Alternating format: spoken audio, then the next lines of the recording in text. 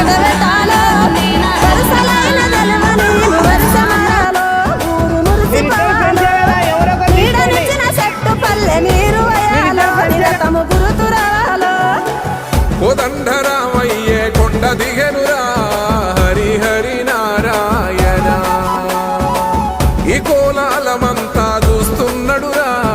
Hari Hari Narayana